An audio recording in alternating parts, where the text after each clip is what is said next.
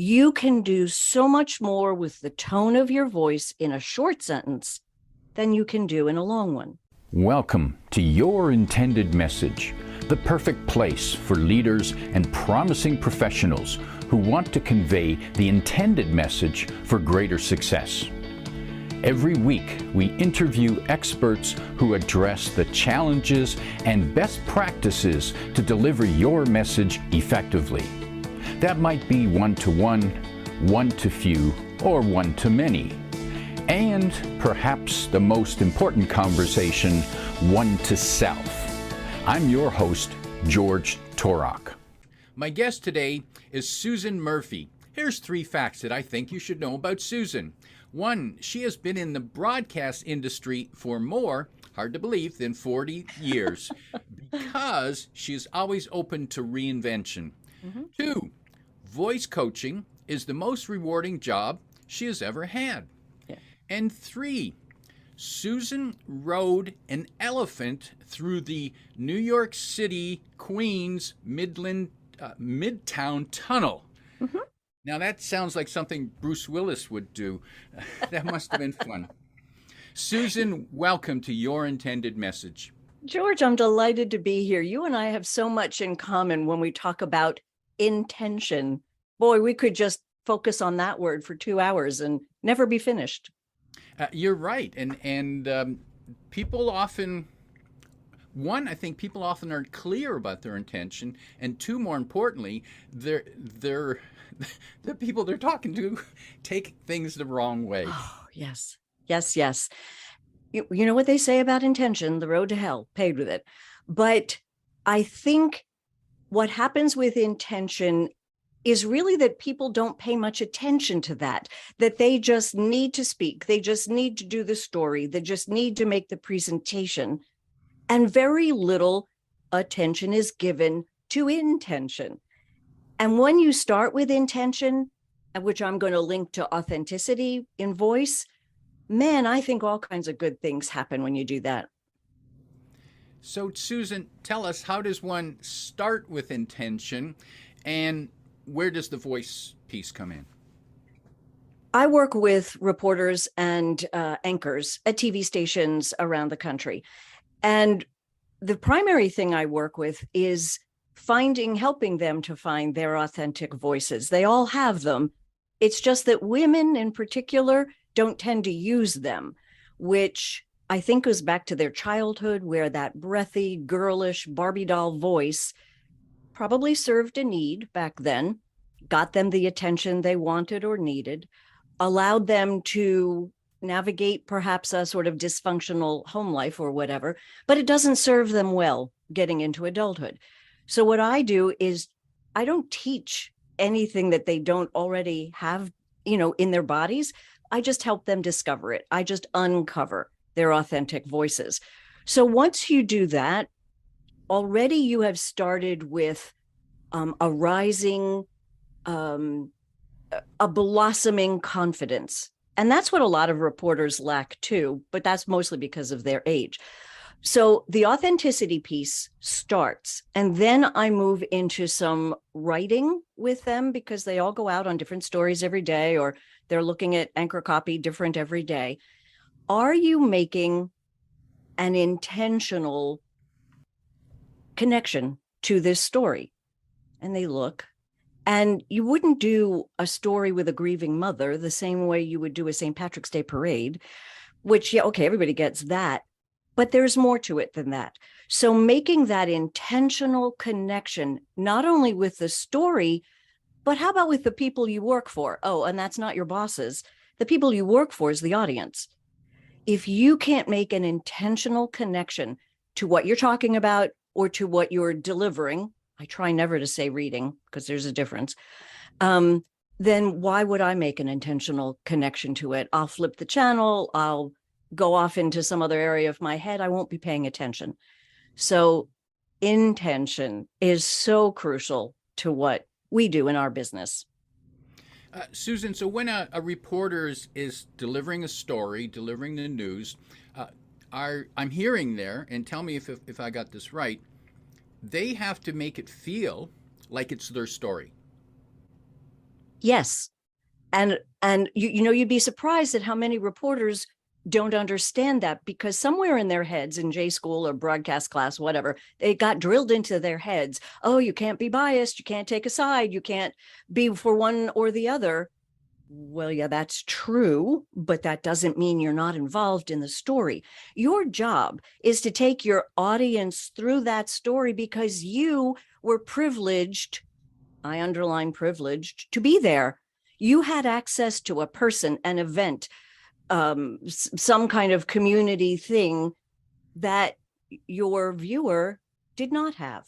So you really need to bring them there. And so I say to my reporters, particularly, you've spent 2 hours doing all the interviews, gathering all the facts. You're now back at the station. You're writing the story. You're going to go record the track that goes over the story, which is where the word VOSAT comes from. We'll get to that.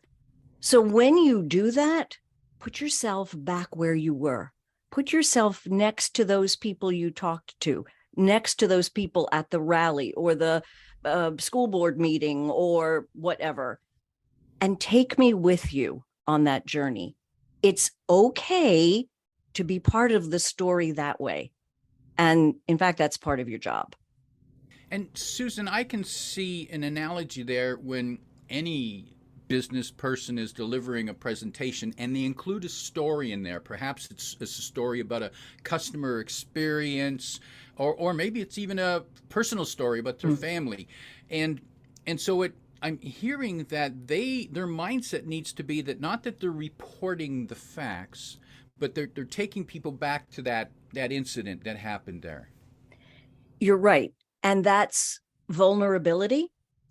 And reporters don't always have to be vulnerable, although, I stopped reporting the news back in the early 2000s. So I didn't cover 9/11.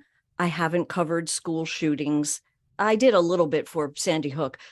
I haven't had to cover hurricanes, flooding, the day in and day out, drastic, tragic stories that now dominate the news. So, yes, I think reporters have to be vulnerable way more often than we used to be, just because of the types of stories we're covering. But in front of an audience, being vulnerable is a way to attract their attention. It's a way to get them to identify with you. Reporters need to do that too. I often say to anchors, you kind of have two jobs. You have to be friendly and approachable on one side. And then the other side, in my opinion, is strength, because you are delivering stories that can be tragic. So you have to figure out a way to blend the two. And I think that's true even in front of in any sort of business presentation or speaking opportunity, it is a balance. You are maybe presenting facts, or you're presenting a product or whatever, but you need to make your audience relate to it so that they don't, get glazed over with what you're trying to tell them. And vulnerability helps with that. And I suppose certainly the words are a big part of this of the message. Where does the voice come in, and how does one decide what pitch, what tone, what pace? How does one make those decisions? Well, the first thing you have to do is to make sure that you're always speaking from the lower part of your diaphragm, your gut.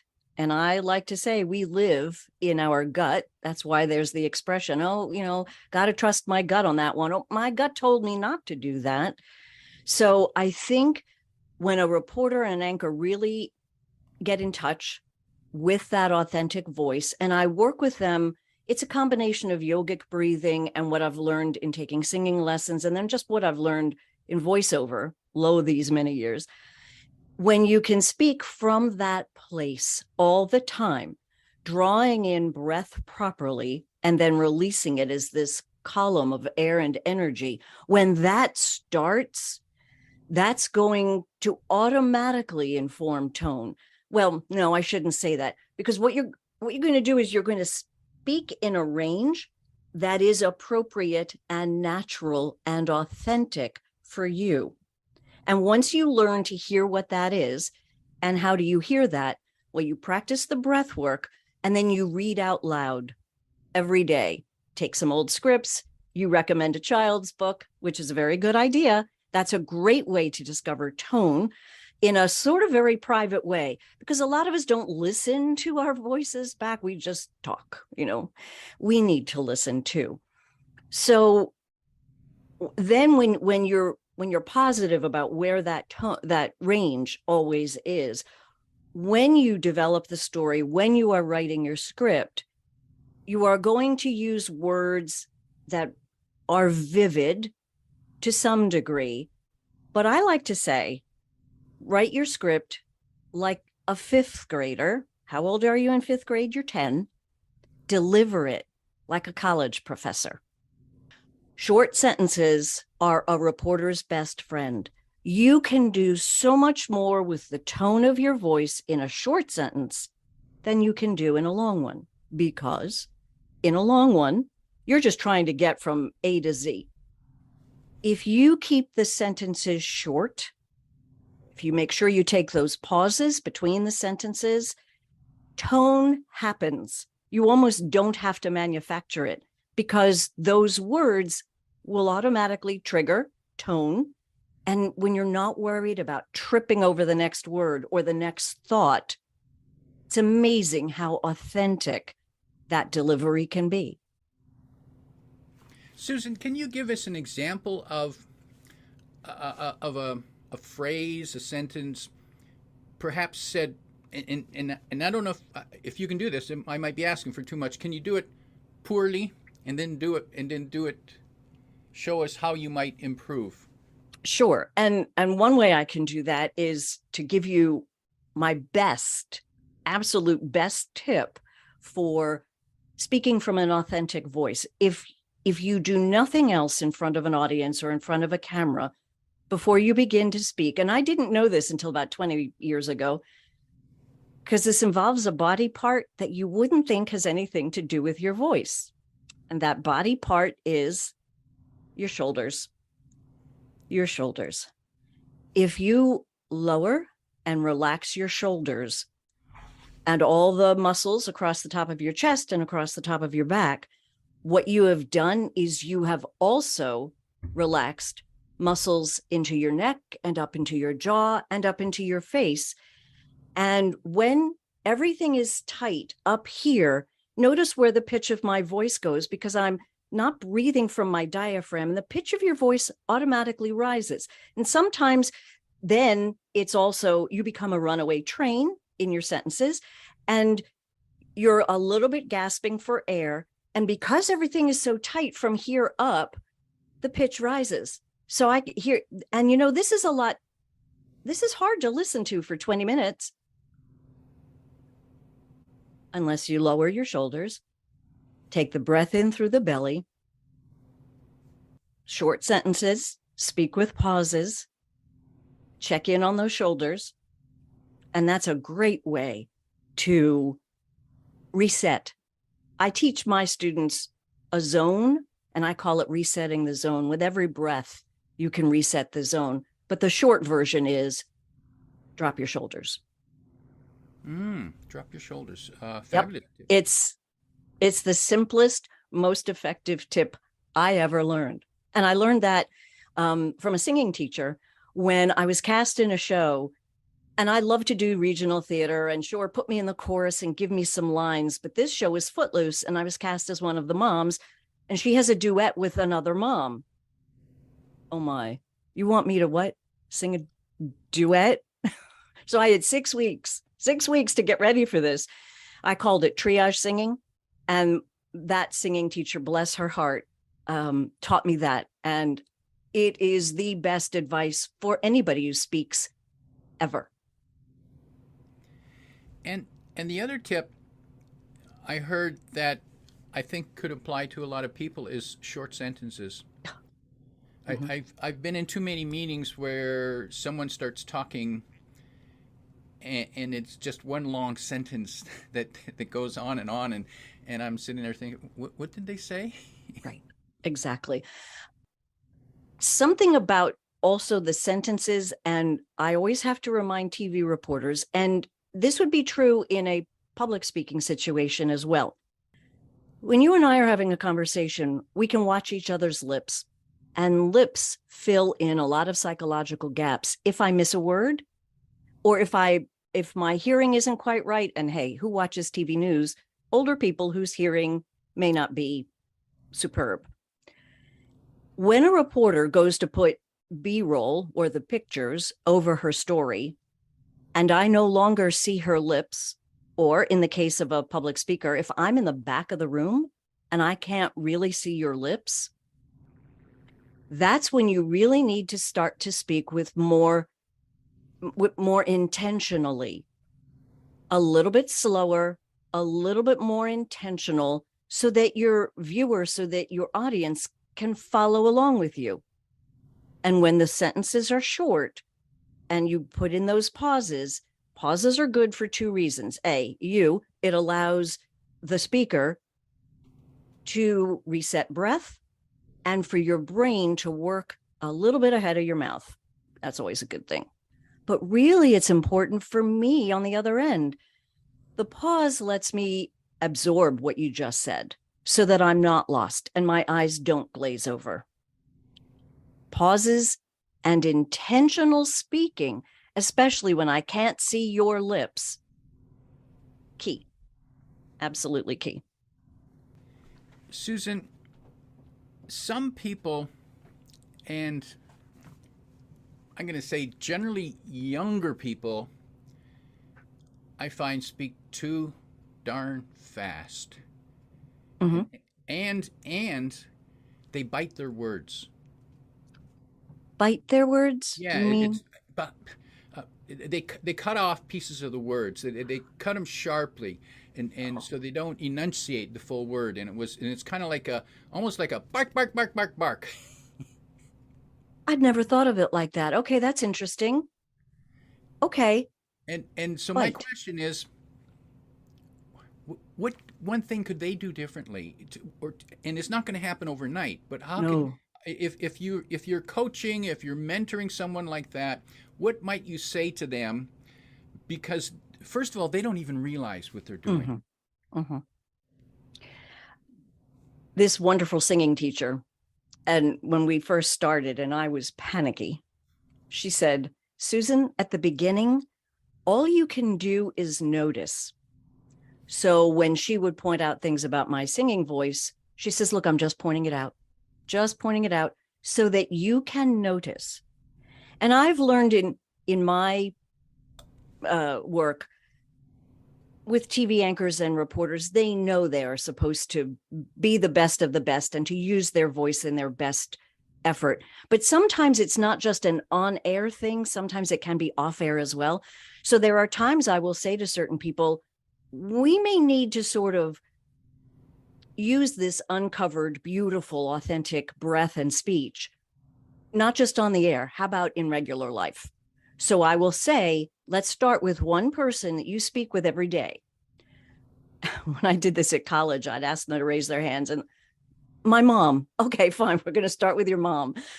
And you're going to practice with the breath, with intentional speaking, slowing it down, mindful of what you're saying. That's another part of what we do, is just being mindful of what you say. And just start with mom. By the third conversation, she's going to say to you, what did you do with my daughter and where is she? Because, and I always take that as a compliment. That's a good thing. And it did happen once or twice. So you just have to start slowly and be aware when you say to people, gosh, I'd really love to understand more about what you want to say. You're an important speaker. I love you as a reporter, but there are so many words that I'm not getting. Well, that could be, sure, the communicatee. It could be on my end, but it's part of your job to make sure it's not the communicator. And are there things you can do to ameliorate that? Yeah, sure there are. So try them. And they're not going to work. I always say in my practice, we're going to learn to eat an elephant, but we can't do it all in one bite. So we're going to take it a little bit at a time. And it does take practice, like football or baseball or dancing or singing.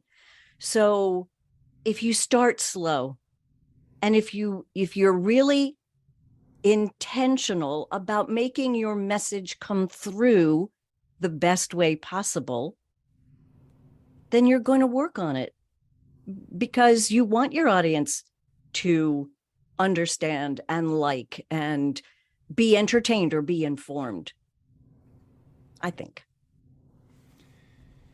When I think of terrific voices, I think of James Earl Jones, who voiced Darth Vader in Star Wars. Right. In that, and he had a terrific voice. He had a deep, strong, filling voice. Even you even kind of liked him as Darth Vader because of his voice. True. Darth Vader shouldn't have had such a good voice. Good point. Right. And then on the other hand, there was an annoying voice. I think of Jar Jar Binks.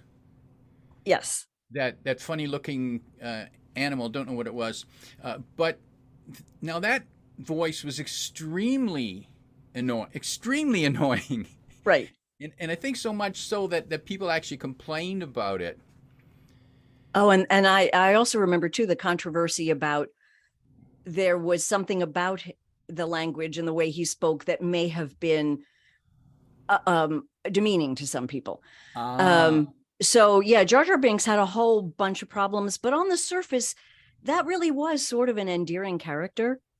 So, but you also know you didn't have to listen to Jar Jar Binks for 20 minutes. We can put up with pretty much anything for a few minutes. It's why in some commercials, you can put up with a lot of breathy voices or the vocal fry that you hear in commercials that I think is a little less popular than it was, say, 5 or 8 years ago. But you can do anything for 30 seconds to a minute. Past that, I'm not so sure. Susan, when a person is speaking to a business audience, their pace of speaking, how important is pace, and how do they match pace to the message and the audience? Really good question. You're right. You need to always think about your audience. The speech isn't about you. You actually aren't even the hero in your speech. Your audience comprises the heroes or the hero of your speech. Why? You are there to guide them. You are you're the Obi-Wan Kenobi to the Star Wars characters. You're Gandalf to the Lord of the Rings characters. So if they're the hero and you're the guide, which is kind of a good place to be, actually, when you're in front of an audience, well, then the only people you think about are your heroes, and you are there to serve them. So if your audience really understands the topic, if you're a physician and you're speaking about leukemia and the latest treatments for that, and your audience is all doctors who treat leukemia, well, then you can perhaps go at a pace that's a little faster, or you can use words or phrases that you and I we wouldn't have any idea what they mean. So you play to the audience that you're speaking to. But if you're a doctor and you're going to make a speech at the Leukemia Society annual dinner where you're speaking to donors, well, that's a whole nother audience, and that's a whole nother level of pacing that you would want them to stay with you, understand, get the beginning, the middle, and the end. So so when you're a reporter or an anchor, your audience is a whole bunch of different people. But I will also say to my reporters, let's say you're out doing a story, a medical story, a technical story, and you go to interview the expert and you ask a simple question, but the answer is like, oh, I have no idea what they just said. Instead of saying, I have no idea what you just said, you very politely say, if you were going to rephrase all of that, say for a group of 7th graders, is there a way you could explain it to maybe 7th graders? That might be better for my audience. Oh, okay. And then hopefully they'll be able to explain it in a way that helps the seventh graders, but then it allows you to write it better. You know, what's the expression? If you can't explain something simply, you don't understand it.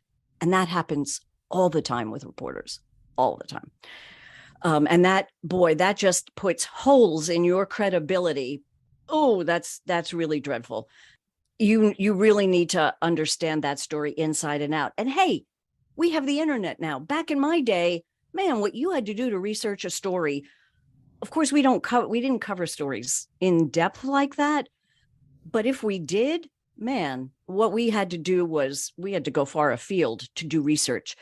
We didn't have the internet. So I don't cry for you at all if you cannot research this story. I don't want to hear about it. No. No excuse. And again, your intended message is something that has to appeal to the audience in the way that they understand it. And they understand it the first time. You only get one shot at this. Do it right. And Susan, when you mention about stating something as simple as possible, my hero for that is Einstein. Okay. You know, people say, "Oh, but it's complicated." Well, everything that Einstein explained was complicated, but he explained it so that everyday people could understand the mysteries of the universe. Yes, exactly. Right. Or Carl Sagan, or I've just lost his name. Kind of Carl Sagan's. Who took over for him? Oh, yeah, and I'm thinking too, and I could see him.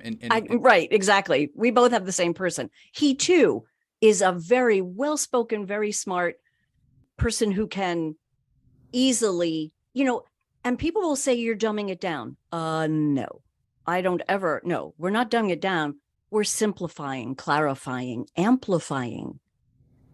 People have accused television of that. Television is not the be all and end all to anything. And especially now where you can go to the internet and you can research that story, that fact, that whatever, till the cows come home. So we can't do that, but you now have the tools to do it. Susan, one of the problems or challenges that I've noticed is people who speak and inflect the end of their statements to make it sound like a question. Upspeak? Yeah. Yes. I don't know where upspeak comes from. But again, it's one of those things where if I say to the reporter, okay, you are guilty of that sometimes, and I don't mind it once or twice occasionally, but just notice. And then what my advice to them is, so many of them don't watch commercial television or watch or listen to commercial radio, but I want them to go find commercials because voice actors have learned to end sentences in ways that you could not possibly imagine. And the same thing I say to people who, what I call, fall off the cliff at the end of their sentences. I'm sorry, what was that last phrase? What was that last syllable? That's the opposite of that. So be mindful of how you end a sentence. Sometimes a sentence just has to end like this. You don't have to go up or down. You can just go like this. So once you point it out and once you show them the options, because upspeak or falling off a cliff can be ingrained, you really do have to work hard to rework the muscle memory. But it's so doable. So doable. Not anything. Oh, I can't do that. I can't overcome that. Yes, you can. What are some of your great tips for upspeak or falling off the cliff or presenting? How about how do you do an open and how do you do a close of a speech? We could talk about that. Interesting challenge. Yes, Susan, the opening of a speech is the moment to capture attention and set up the premise for what's going to follow. And in terms of voice, I don't know if there's a particular technique that needs to be followed. However, we need to hear you. So here's the first thing. 1, we need to hear you. 2, we need to understand you. And 3, we need to realize that you are fully present here, that you're not simply just calling it in. Oh, I got to get this presentation done, and then I got to go catch my plane. No, we want to feel that you are glad to be here in the room, even if it's a virtual room. Right. And so for that point, it's about being fully present with your audience, and they'll pick that up right away. They'll get it. They'll go, whoa, this person is really here. Yeah. I often think back to my daughter's elementary school principal, Dr. Fusco. Dr. Fusco stood 4'11", I think, in the very high heels she wore every day. She was a very diminutive person. So when she would start an assembly, or mostly assemblies, she would come to the podium and smile. And then she would walk from behind the podium to the front of it. And she would welcome guests and blah, blah, blah. And then she would work her way back to behind the podium. And I always thought, what an effective way to get the audience's attention, to master the room. And she was just this tiny little lady. And you just know she worked on that her whole entire life. But I always liked that little thing she did at the beginning of meetings. And the beauty there is she exposed herself to the audience. She made herself vulnerable by not hiding. She made herself vulnerable. And Right. At the same time, that makes you powerful. Right. Because you're saying, hey, this is who I am. I'm this tiny person, but I'm quite comfortable being here. Yeah. Oh, you're right. That's the other signal that sends. Yeah. And when you wrap up a speech, what do you suggest? Your close to a speech is, consider that the close might be the only thing that they hear. And because it's the last thing, it's the last. See, we tend to remember first and last. Yeah. And so the close to the speech, assume that they didn't hear anything else, or they won't remember anything else. So your close must have your key message in there that you perhaps already you better have stated earlier on. You don't state it, you don't surprise them in the close. You simply reinforce the message. That could be with a story, that could be with a challenge, it could be with you could ask a rhetorical question and saying, well, you know what the challenge is, what are you going to do about it? That could be a close. Again, because it leaves people, you want the close to leave people thinking about that. Those are the words you want them repeating when they leave the room. I always tell my reporters, and because they tend not to think about this, is at the end, if there's anything you can do or say to push the story forward, or there's a very big push nowadays for what's called solutions journalism, it's about time. So that if there's something that you can bring up that pushes towards a solution, or asks a question about a solution, or tell me what's coming next, or so it's almost the same. That's almost the same idea as what you said, although it's not repeating, summing up what you just did. I tend to say, can you push this forward a little bit, which could be related, but I like that idea about summing up. Yeah, and you're right. The idea is that the news, the speech, the presentation, don't think of them as an event. Think of them as a step in the process. And what do you want people to do next? That I'm going to steal. You right. I'm going to, it's part of the process. It's not, so many of the kids, young people, just look at it as and sometimes the stories they're sent out to cover are a little light on maybe news content or whatever, but maybe there is something you could find that would push it ahead. And that is what I think, oh, okay, they're just sending me out to cover this school board meeting. No, you're right. It's part of a process. Oh, I'm going to use that. Thank you. You're welcome to that. Susan, for people who would like to learn more about you and your services, place to find you is at your website. The link is below, but let's just tell them what that is. SusanMurphyVosat.com. And VOSAT is a broadcast shorthand for voice over sound on tape. And that is what you see when somebody's talking, but there are pictures over it, voice over sound on tape. So you can find me there, and I'm certainly on LinkedIn as well. And I do mostly work with broadcasters. I've been working with some sports play-by-play people.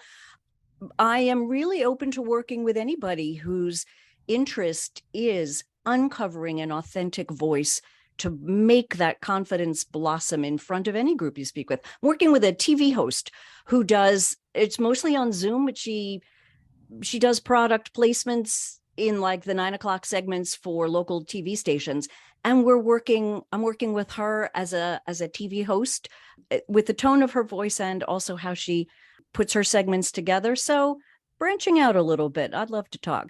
Before we wrap up, if you could sit down with a business leader who has the opportunity for a promising career, but one of the challenges they face is they don't speak, they're not heard well. And it's not that they're intelligent, but they just don't come across well when they speak. If there's 1, 2, or 3 ideas that you could offer that person to start on the right path, and maybe it's something you've said already, what might be that 1, 2, or 3 pieces of advice? Yeah, I think the first thing you need to uncover is that speaking voice that you're meant to use, breathing properly, which accesses that voice. Because when you do that, you learn to pause, you learn to be more thoughtful, you learn to be more intentional. It's all about the intended message. It's all about intention. So once that starts, I think that can then take you into bigger spaces, more confident spaces. And then the other thing would be those shorter sentences to really connect with your audience, because shorter sentences automatically give you the tone that you should be using. And it will probably slow you down a little bit and make you a more thoughtful speaker. I think a lot of people don't like that speaker because they're just throwing information at me. Well, if you're more thoughtful about it, there might be more than information you can throw at me. Constructive advice. Thank you, Susan. My guest today is Susan Murphy, reminding you to write like a 5th grader and speak like a college professor. That and lower your shoulders. If you like what you heard, remember to like, comment, and share this podcast. Come back every week for more practical insights to help you deliver your intended message. I'm your host, George Torok.